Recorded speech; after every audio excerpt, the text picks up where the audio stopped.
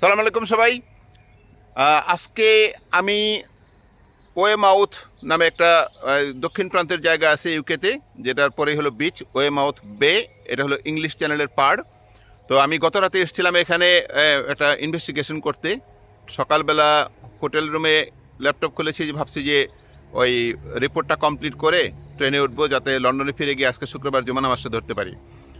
কিন্তু দিনটা অভাবনীয় মাত্রা সুন্দর হয়ে আবির্ভূত হলো।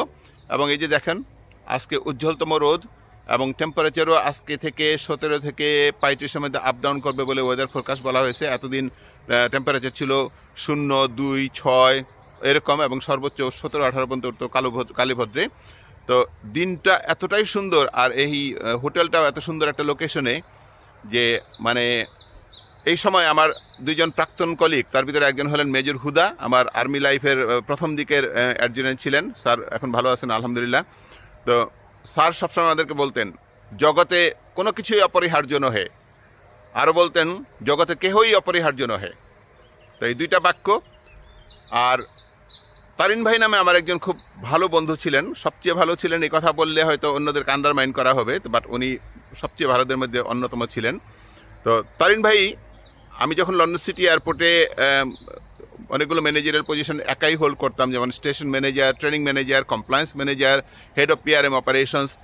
তো একদম হয়ে যেতাম, মাঝে মধ্যে না এত ব্যস্ততা বেড়ে যেত, কোনটা ছেড়ে কোনটা করবো, একদম উদ্ভ্রান্তের মতো ছুটাছুটি করতাম। তো উনি আমার স্ট্রেস লেভেল দেখে আমার অফিসে এসে টেনে বের করে নিতেন, সাইদ ভাই থন ফালায়া। তো ওনার এই যে থন ফালায়া, এটা একদম কামানের মতো আমার মানে কলজের মধ্যে বিদ্ধ হইতো এবং খুব উদ্বুদ্ধ করতো আমাকে, এবং টেনে বের করে নিয়ে যেতেন। নিয়ে ওই দেখা গেল যে তাদের অফিসে কফি অথবা ওই রাস্তায় হাঁটতে বের করে নিয়ে গেছেন, বা অন্য প্রসঙ্গে কথাবার্তা বলে আমাকে সঙ্গ দিতেন। তো আজকে সকালবেলা এই দুইজন ভদ্রলোককে খুব মনে পড়তেছেন। একজন হল হুদা স্যার, আর একজন হলেন ওই তারিন ভাই। তারিন ভাই এখন বার্মিংহাম এয়ারপোর্টে জব করেন, ভালো আছেন আলহামদুলিল্লাহ। তো এই হলো সকালের চর্চা। আমি একটু পরে ওই বিচের পাড়ে যখন হাঁটবো, তখন আপনাদেরকে এই ইংলিশ চ্যানেলের পাড়ের এই বিচের অবস্থাটা একটু দেখাবো। Thank you.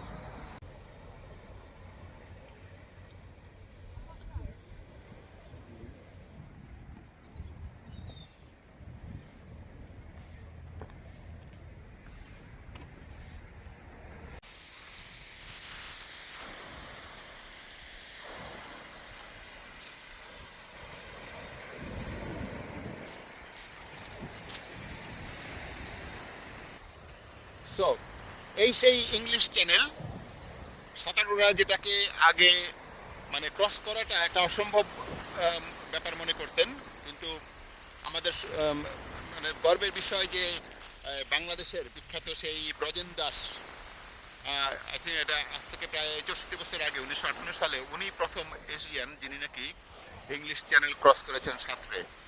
তবে এই যে এখন যে এলাকাটা দেখছেন, এটা ইংলিশ চ্যানেলেরই অংশ, ওয়েমাউথ বে। বাট ব্রজেন দাস যে এলাকাটা ক্রস করেছেন সেটা আরও পূব দিকে, লাইক ওই দিকটা। এবং এটা হলো ফ্রান্সের কালাইস থেকে শুরু করে ইংল্যান্ডের যে ডোভার এলাকা, সরাসরি এই চ্যানেলটা পার করেছেন। ওটা হচ্ছে সংকীর্ণতম। বাট এটা খুবই কঠিন ছিল, অসম্ভব তো ছিল না, উনি এটা নিজেই প্রমাণ করেছেন, কঠিন ছিল। এবং এটা অন্যদের জন্য একটা অসম্ভব ব্যাপার মনে হচ্ছিল।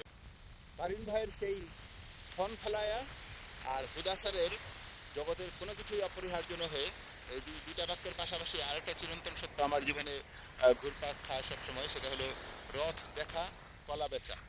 আমি এই যে দেশ বিদেশে বিভিন্ন প্রান্তে ছুটে যাই আমার অফিসিয়াল কাজে, কিন্তু আমার অবসর সময়টুকু যতটুকু বের করতে পারি ওই কঠিন টাইট শিডিউলের ভিতরেও, তো ওই সময়টা আমি এরকম সুন্দর সিনিক বিউটি, নেচারের সাথে একটা অন্তরঙ্গ ভাব তৈরি করা, এগুলো দিয়ে আমার খুব মানে রিফ্রেশিং এবং খুব ভালো কাটে সময়টা। আজকেও সেরকম একটা দিন, আমি অফিসিয়াল কাজে এসেছিলাম, বাট এই যে সকালবেলার ব্রেকফাস্টের সময়টা স্যাক্রিফাইস করে আমি সুন্দর সোনালি উজ্জ্বল রোদের, এই যে সমুদ্রের গর্জন, সুন্দর ভিউ, এগুলো দেখলাম। এটা মোটামুটি এক সপ্তাহ আমাকে এনার্জি দেবে। Thank you.